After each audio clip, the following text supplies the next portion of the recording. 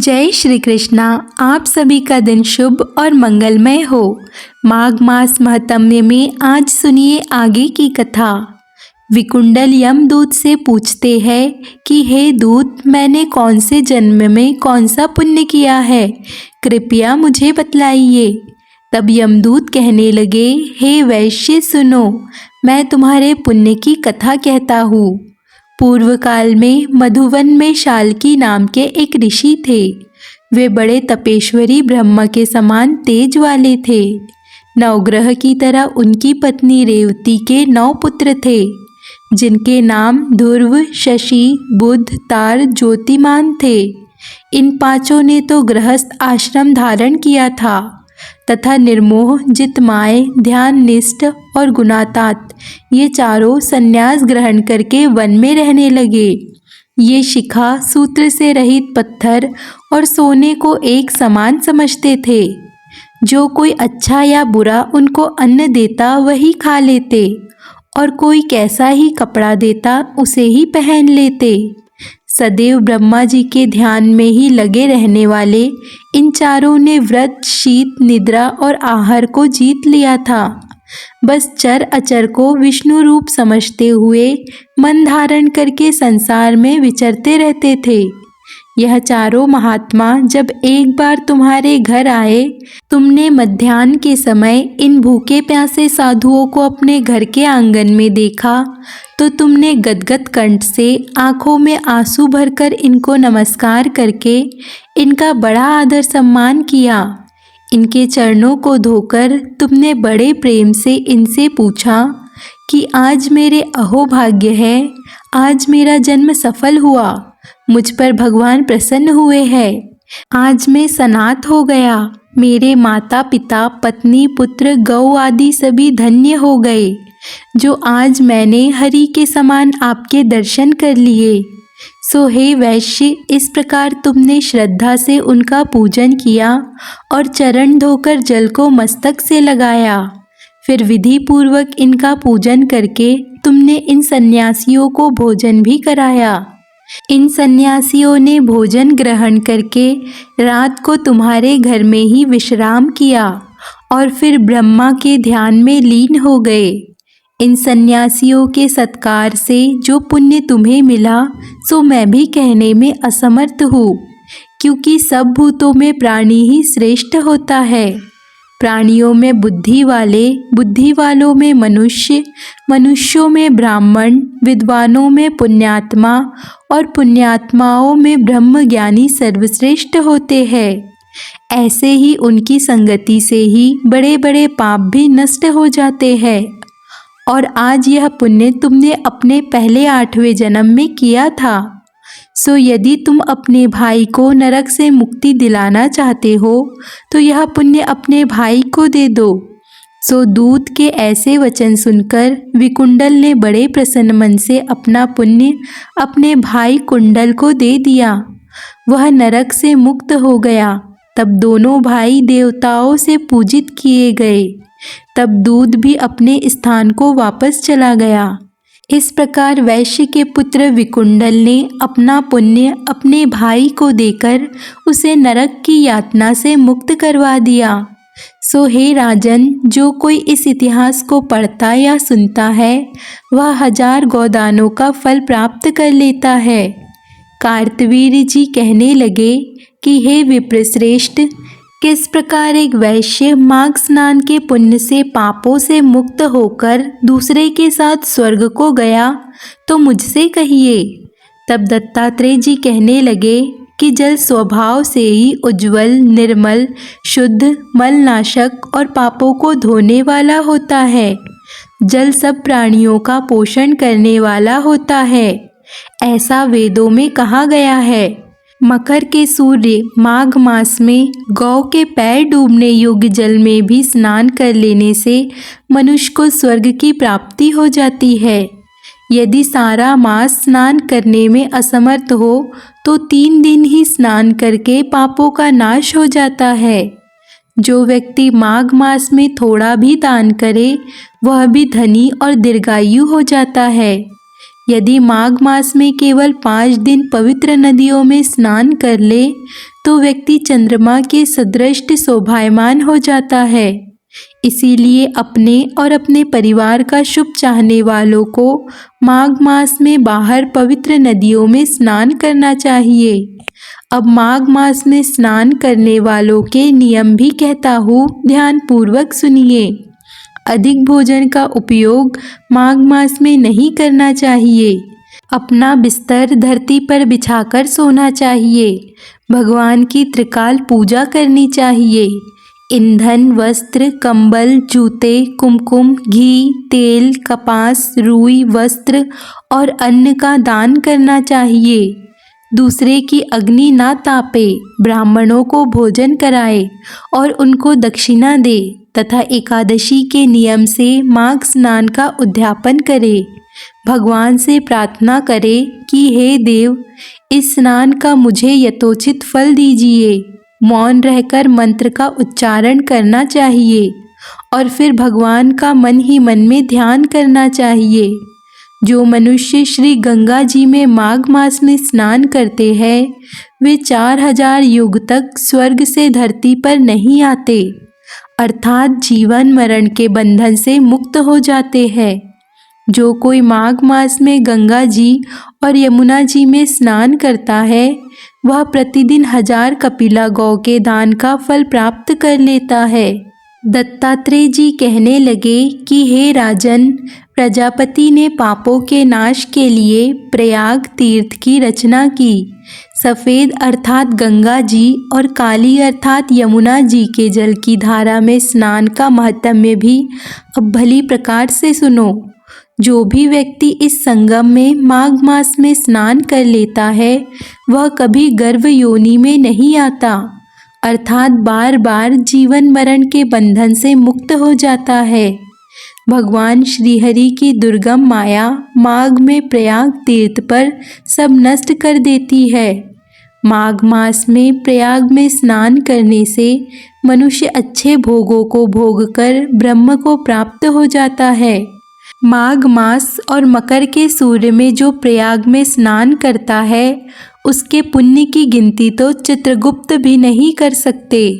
100 वर्षों तक निराहार रहकर जो पुण्य प्राप्त होता है वही फल माघ मास में केवल 3 दिन प्रयाग में स्नान कर लेने से मिल जाता है। जो फल 100 वर्षों तक योगाभ्यास से करने से मिलता है, जैसे सर्प पुरानी कैंचुली को छोड़कर नया रूप धारण कर लेता है, वैसे ही माघ मास में स्नान करने से मनुष्य पापों को छोड़कर स्वर्ग को प्राप्त हो जाता है। परंतु गंगा यमुना के संगम में स्नान करने से हजारों गुना फल प्राप्त होता है। अतः हे राजन, जिसको अमृत कहते हैं वह यह त्रिवेणी ही है। ब्रह्मा, शिव, रुद्र, आदित्य, मरुदगण, गंधर्व, लोकपाल, यक्ष, किन्नर, अणिमादि गुणों से सिद्ध तत्व, ज्ञानी, ब्रह्माणी, पार्वती, लक्ष्मी, सची, नैना, दति, अदिति, संपूर्ण देव पत्नियां और नागों की स्त्रियों, घृतांची, मेनका, उर्वशी, रंभा, तिलोत्तमा, अप्सरागण और सब पितर, मनुष्यगण, कलयुग में गुप्त और सतयुग आदि में प्रत्यक्ष सब देवता माघ मास में स्नान करने के लिए आते हैं। इन दिनों माघ मास में प्रयाग में स्नान करने से जो पुण्य प्राप्त होता है उसका वर्णन तो एकमात्र प्रभु ही कर सकते हैं। मनुष्य में तो कहने की शक्ति ही नहीं है। हजारों अश्वमेघ यज्ञ करने से भी यह फल प्राप्त नहीं होता। पूर्व समय में कांचान मालिनी ने इस स्नान का फल राक्षस को दिया था, जिससे वह पापी भी अपने पाप कर्मों से मुक्त हो गया था और स्वर्ग लोक को प्राप्त हो गया था। कार्तवीर्य कहने लगा कि हे भगवान, वह राक्षस कौन था और कांचन मालिनी कौन थी? उसने अपना धर्म कैसे दिया और उनका साथ कैसे हुआ? हे ऋषिवर, अत्रि ऋषि की संतानों के सूर्य, ये कथा सुनाकर कृपया मेरा कौतूहल दूर कीजिए। तब दत्तात्रेय जी कहने लगे कि राजन, इस पुरातन विचित्र इतिहास को सुनो। कांचान मालिनी नाम की एक सुंदर अप्सरा थी जो माघ मास में प्रयाग में स्नान करके कैलाश पर जा रही थी। तब उसको मार्ग में जाते हुए हिमालय के कुंज से एक घीर राक्षस ने देखा। उस सोने जैसे तेज वाली, सुंदर कटी वाली, बड़े बड़े नेत्रों वाली, चंद्रमुखी, सुंदर केश और पीन पयोधर वाली सुंदर अप्सरा को देखकर उस राक्षस ने कहा, हे सुंदरी कमल नैनी, तुम कौन हो और कहाँ से आ रही हो? तुम्हारे वस्त्र और बेणी भीगी हुई क्यों है? तुम आकाश मार्ग से कहाँ जाती हो और किस पुण्य के प्रताप से तुम्हारा शरीर ऐसा तेजस्वी और रूप ऐसा मनोहर है? तुम्हारे गीले वस्त्र से मेरे मस्तक पर गिरे हुए एक बूंद जल से मेरे क्रूर मन में एकदम शांति प्राप्त हो गई। इसका क्या कारण है? तुम बड़ी शीलवान हो, कृपया इसका कारण मुझसे कहो। तब अप्सरा ने कहा कि हे राक्षस सुनो, मैं काम रूपिणी अप्सरा हूँ। मैं प्रयाग में संगम में स्नान करके आ रही हूँ, इसी कारण मेरे वस्त्र भीगे हुए हैं। अब मैं स्नान करने के बाद कैलाश पर जा रही हूँ, जहाँ पर श्री शिव निवास करते हैं। त्रिवेणी के जल से मेरी सब क्रूरता दूर हो गई, जिसके पुण्य के प्रभाव से मैं इतनी सुंदर और पार्वती जी की प्रिय सखी हो गई हूँ। जो आश्चर्य देने वाला उदाहरण मुझसे श्री ब्रह्मा जी ने कहा था, वह अब तुम भी सुनो। मैं कलिंग देश के राजा की वेश्या थी, रूप लावण्य और सुंदरता में अपूर्व थी। मेरी सुंदरता पर सारा नगर मोहित था और मैंने अनेकों प्रकार के भोग भोगे। अनेक प्रकार के वस्त्र और आभूषण की मेरे घर में कोई कमी नहीं थी। कई कामी पुरुष आपस में ही स्पर्धा से मृत्यु को प्राप्त हो गए। इस तरह उस नगर में बड़ी सुंदरता से यौवन व्यतीत हुआ और मैं वृद्धावस्था को प्राप्त हो गई। तब मेरे मन में एक विचार उत्पन्न हुआ कि मैंने अपनी सारी उम्र पापों में ही बिता दी। धर्म का तो कोई कार्य ही नहीं किया, न कोई दान, न कोई तप, न यज्ञ आदि किए। कभी शिवजी या दुर्गा जी की आराधना भी नहीं की, कभी भगवान विष्णु का पूजन नहीं किया। इस प्रकार अशांत मन से मैंने एक ब्राह्मण की शरण ली, जो कि वेदों के ज्ञाता और ब्रह्मनिष्ठ थे। मैंने उनसे पूछा कि हे ब्राह्मण देवता, मेरा निस्तार किस प्रकार हो सकता है? महाराज, साधु सज्जन अच्छे और बुरे सभी पर दया करते हैं, इसीलिए मुझ दीन पर भी कृपा करके मुझे कीचड़ में डूबी हुई को पकड़कर उबार लीजिए। क्षीर छागर क्या हंस को ही दूध देता है, बदक को नहीं देता? तब वह ब्राह्मण राजा का पुरोहित इन सब बातों को सुनकर मुझ पर दया करके कहने लगा कि तू ब्रह्मा के क्षेत्र अर्थात प्रयाग में जाकर माघ मास में त्रिवेणी संगम में स्नान कर, परंतु मन में अशुभ क्रिया का विचार कतई नहीं लाना। पापों के नाश के लिए महर्षियों ने तीर्थ स्थान से अधिक और कोई प्रायश्चित नहीं बतलाया। प्रयाग में स्नान करने से तू अवश्य पवित्र होकर स्वर्ग को जाएगी। हे भागिनी, पुराने समय में गौतम ऋषि की स्त्री को देखकर इंद्रदेव ने काम के वशीभूत होकर कपट भेष में उससे भोग किया था। इसीलिए ऋषि द्वारा दिया गया श्राप और उसका शरीर अत्यंत लज्जा से युक्त हजारों भोग वाला हो गया। तब इंद्र नीचा मुंह करके अपने पाप कर्म की बुराई करने लगा।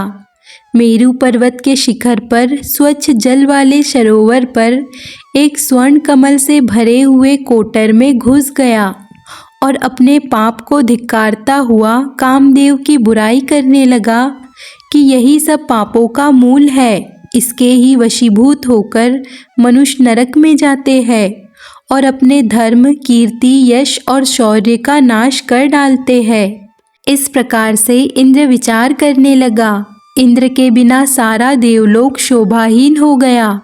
तब देवता, गंधर्व, किन्नर, लोकपाल इंद्राणी के सहित बृहस्पति जी के पास जाकर पूछने लगे कि हे महाराज, इंद्रदेव के ना रहने से स्वर्ग ऐसा शोभाहीन हो गया है जैसे सतपत्र के बिना श्रेष्ठ कुल। इसीलिए स्वर्ग की शोभा के लिए कोई क्रिया सोचिए। इस विषय में देर बिल्कुल नहीं लगानी चाहिए।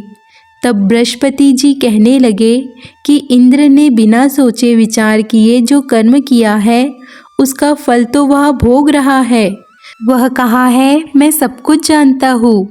फिर गुरुजी ने सबको साथ लेकर स्वर्ण कमलों से युक्त बड़े सरोवर में इंद्र को देखा, जिसका मुख मलिन और आंखें बंद थी।